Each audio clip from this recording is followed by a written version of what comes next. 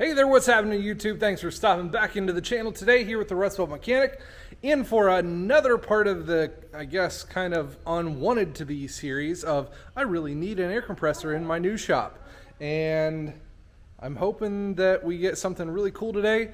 I don't know if I really learned my lesson or not. I might have done something which could be catastrophic and stupid again, but I hope not. So we're going to check this one out. Let's see what I did.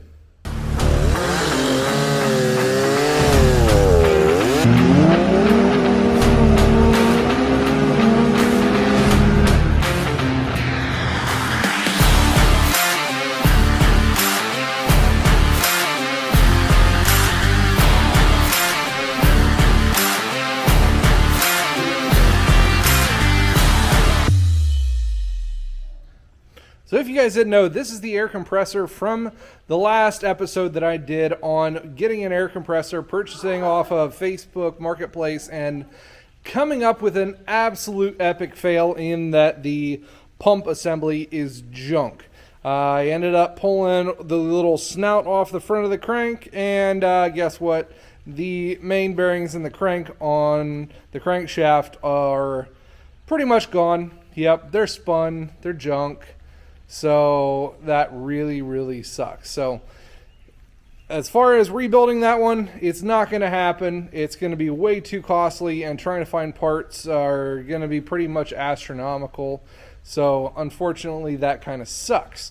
However, in doing inventory, what do we have good? We still have all the new electronics, all the new wiring that I put in there, everything hooked up to the shop, everything a-okay. The electric motor is absolutely perfect. We do have a belt, we have a flywheel, and we know the tank is pretty good too. So in knowing that, I was kind of looking for just a new pump. However, boy, those are expensive too. So I got on to looking online and got to looking at a couple of local parts retailers and parts dealers when it comes to these pumps and air compressors. And these pumps, especially the older pumps and even newer ones that are pretty close to what CFM and what pressure these are able to actually put out, they're pretty freaking expensive. Most of the time when I was coming up with some prices on newer pumps, I was coming up right around the $2,000 mark. And when I only spent like $400 or $500 on the compressor and like another $200 or $300 on everything else in total, I really couldn't fathom putting that much extra into it. So what did I do? I went back to looking on Facebook Marketplace, and every time you open up your mouth, you give away your ignorance. I did get something. So let's go see what I got. Now, aside from all the cool music and everything, this is the air compressor that I ended up picking up for a whopping $350. And it's not really a complete air compressor in that there is no electric motor on this one.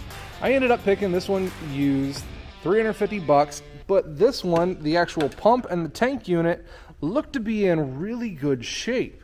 Got to looking through this one, and it doesn't look like there's any oil having been blown on this thing, and it doesn't look like they've really cleaned off the tank to try to sell it and hide any kind of leaks or anything like that. Talked to the owner. He was a second generation body shop owner, and he had a couple of these actually run in series in his barn at home for like a home shop. So he had this one. It is actually an old school, I think it's a 1980 model or 1979 model Wayne, the Wayne Pump Company air compressor from Fort Wayne, Indiana, built right in the United States back in the day. And I think they were bought out by one of the Sheely air compressor. I'm not sure if I'm pronouncing that right. Right here in the United States, and they are making new pumps and everything. So got to looking at this one, and the guy swears up and down the pump was actually running absolutely perfectly, putting out 180 psi with no problem whatsoever for his body shop use, and the tank looks to be in really good shape as well. Now, yeah, you see I'm doing the Carolina lean on this one. It did have four wheels on this one. However, in picking it up, these heavy-duty casters that are on here had a pair of them on the front, and upon hitting the front little lip of the shop here, the handcrafted or hand-done welds that held those wheels onto the front seemed to snap right off under the load of the compressor. And there we are. We have ourselves our very first two-wheel drive air compressor. Isn't that awesome, Savage? Isn't that awesome? It's freaking awesome. So I don't care, Dad. I got a stick. You want a stick, guys? Nope, I don't want a stick. All right. Air compressor city. All right, two-wheel drive air compressor. And now we're going to say that this is probably going to be a good pump. At least we're going to hope for that amount. We're going to tear the old one out from the inside of the shop over here, take what we need to. We're going to take the cage off, take the belt off, take the motor off, get the wiring undone, get the electronic components, and we're going to swap everything on over to our Wayne compressor unit in hopes that this one gives us a better outcome with what we're looking for. I think actually what I'm going to do is I'm going to lift this whole thing up with the forklifts and take off the casters on this side, because I really don't want this thing on wheels. I want it in one spot and not to move in the shop. So I'm going to take those off, and I'm going to go get some 4x4s and mount that up on those for it to set on here in the shop.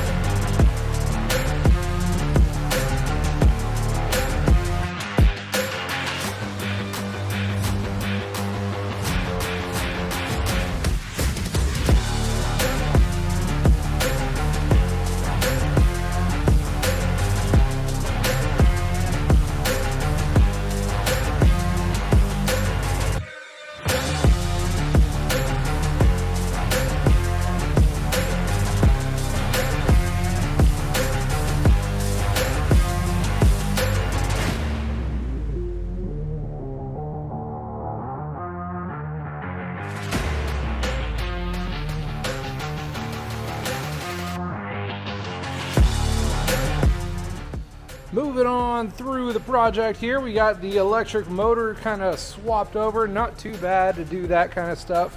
All there is two plates that are threaded that go through the bottom that match up to bolt holes.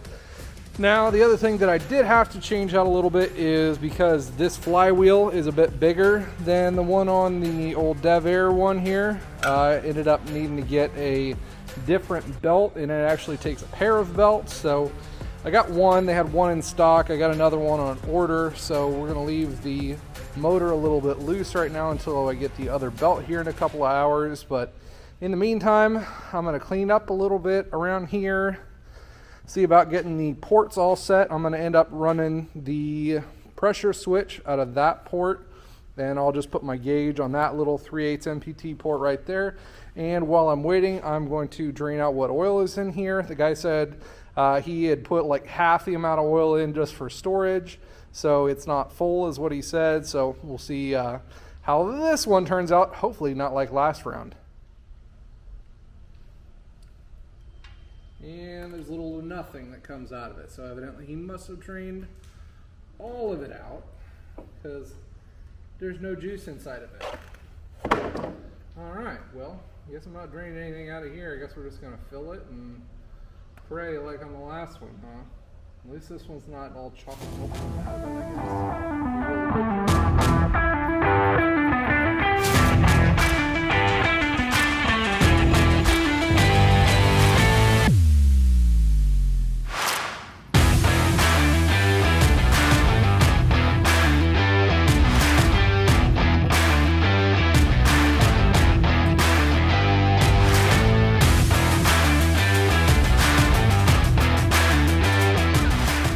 Working on through the evening here. It's getting a little late, but you know, I've been plugging away. Got a couple of things already put together for you guys, so you don't have to see every little step of the process, because you did kind of see me put this together in some way or form in the other video. Shortened up my AC, what would be an outdoor AC compressor line, a whole bunch, and put it from the solenoid switch for the pressure switch to the motor, the starter housing assembly with the capacitors in it. So I got that all wired in. The only thing I had to change was the opening in which I use there, so I need to go get a plug for the top of that box. Got a couple of belts. The other one only had one belt on it. This one will utilize both belts that this thing needs. So got a couple of these belts. You guys can see part numbers ish right here. So 4L950s. So next I need to go make a run for a couple more little parts. Obviously we already filled the oil inside of it. I want to pull these off, and these are just, from what I'm seeing, is like a standard filter inside of here. Just a second, I'll pull it off and show you guys. See if I can go over to the Home Depot and pick one of these sets up. Just looks like one of these standard lawn mower air filters. So I'm going to take one of these with me, see if I can pick up a pair of those over there. And then I also want to put the air gauge here at this fitting. So I want to be able to bring it up, turn it 45 degrees to have it come straight up, to have it sitting straight up and down, because otherwise looking at it at that angle doesn't do me any good. So see if I can get a couple of fittings for that one. And yeah, then might do a little bit more cleaning on this thing, and then we're going to get it put back into place over there and wire the thing all back into place, and hopefully we're going to get some better luck. So off to the Home Depot to get a couple of our fittings, and then we'll be back to wire this thing into the wall and see what we can get happening. Hey, you being a good boy today? You been a good boy? Yep, you've been my truck dog. Rolling around everywhere. Oh, you're all wet. You were in the creek, weren't you? Yes, you were. You was just in the creek. Nose. All right, guys. So back after a trip to the store here, and we got a couple little things done. You saw this one. We got this one wired up. We've got the gauge all put onto the tank right there. They didn't have a 45-degree angle one. They only had a 90, so that kind of sucked. I got a new ball valve put in for the drain because I wanted to put that and a hose eventually so I can actually plumb it outside and have the water go outside when I want to drain it. Yep, and then I also looked for all the plugs for the electrical boxes because I'm using different plug openings on those. And of course, Home Depot didn't have any. Tell you what, that's just Bush League, Home Depot. That is Bush League. That's Bush. Bush League. You hear me? Andre! Look at me! All right, well, fast forward a couple of days later, and the last part that I finally needed has come in. Now, I am going to make a confession that I kind of did start this thing for the first time, not on camera, and that's not because, I was worried. Well, I was kind of worried, but I didn't want to put you guys through the disappointment of another failure if it were to happen. But thankfully, it didn't happen. It started right up and started pumping away, just not as fast as I would have liked. So first I found out that this pressure regulator was broken off and didn't happen to have one, but also found out that what was broken off was actually in the cylinder head. But for some reason I got lucky and the tool god smiled upon me and I was able to use this easy out to get the broken pressure regulator out of the head. So lucky there. And then one other thing happened. I just so happened to get a leak, a pressure leak after the unit shut off. And it just so happened to be this tiny little pressure regulator valve, centrifugal shut-off valve thing.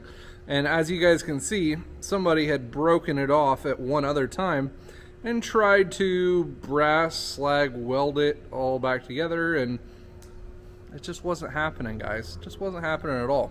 Luckily enough, that just so happens to be the one serviceable part that just about every other compressor dealer has in stock still.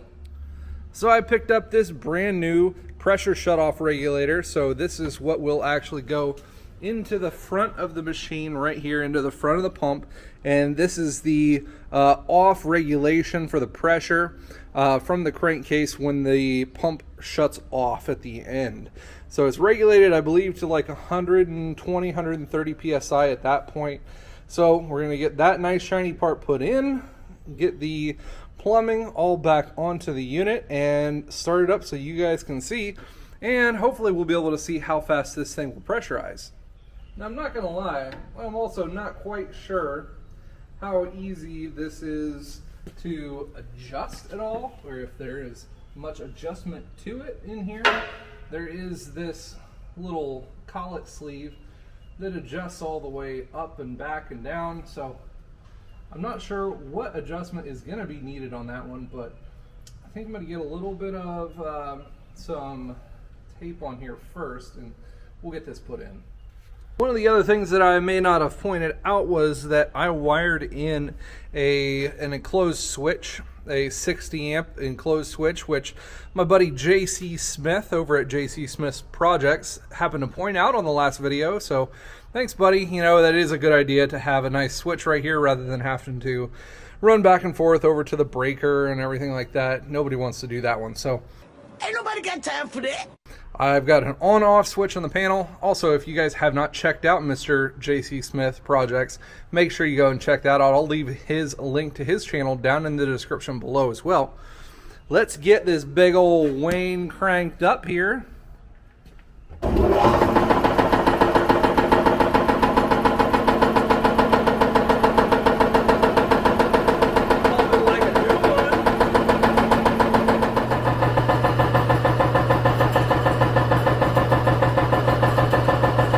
About 85, 86 decibels. That's from about 4.5, 5 feet away. And, oh, just shut off. So, we can see it shut off. Right about at 175 PSI. Awesome. Our little valve here is bleeding off the pressure in the heads. I don't think it should be going this long. So I guess that means we need to loosen it up so the little plunger valve doesn't press in nearly as much or as long. It will bleed off down to it. It's just bleeding off all the pressure that's built up inside of the head so it doesn't overpressurize and hold everything in there. And usually that tends to make the rings inside of these pumps go bad as well. So alright, it does work. It does pressurize. I like it, guys. I like it a lot. We do have ourselves a working air compressor. Bomb diggity. How about that? After the switch comes on, it only takes about 2 minutes to pump up from 143, 140-ish to about 175. And that little valve, we got it pretty well adjusted. It just kind of leaks off what compression is in the cylinders, and it only leaks off for about 20 seconds or so, very lightly. So I think we got it all adjusted up right. The pressures are looking right. So if we needed to adjust any of the pressures when the compressor would kick on or off, then we would adjust the mainspring within the pressure regulator right there. But everything's all set up nice and neat, and we got ourselves a hose hooked up. Nice little hose reel, and all of our lines are holding tight, looking really nice. I'm pretty impressed by this project. I'm glad we finally have a compressor going here in the shop. Speaking of the shop, it really is starting to come together. You know, we've got the air compressor, we've got the lift. Next, we're going to be kind of working on some lights, but that may be coming here in just a couple of weeks. So if you guys are interested in some lighting or things for your shop or garage, make sure you stay tuned to the channel and subscribe. Turn on that bell notification so you get notified when we come out with some great content like that. Right now, we've got these huge overhead garage and gym style lights. They're the sodium filled ones. They take forever to warm up, and they honestly use a lot of amperage, a lot of electricity, really inefficient, not real great what I want here in the shop. So we're going to be upgrading those coming up as well. many more projects coming here on the channel, as well as over on my second channel, Rustbelt Ranch, where I'm going to be rebuilding a couple of really cool things coming up, which would be one of these right here. I picked up one of these 34-ton log splitters with a junk motor. So we're going to be looking into that one, possibly doing a rebuild, possibly a motor replacement, upgrade. So it'll be one of those fun things. If that kind of catches your fancy, make sure you subscribe over on that channel. I will leave the connection right up here and the link down in the description below. Thanks for tuning in today, guys. You guys stay awesome.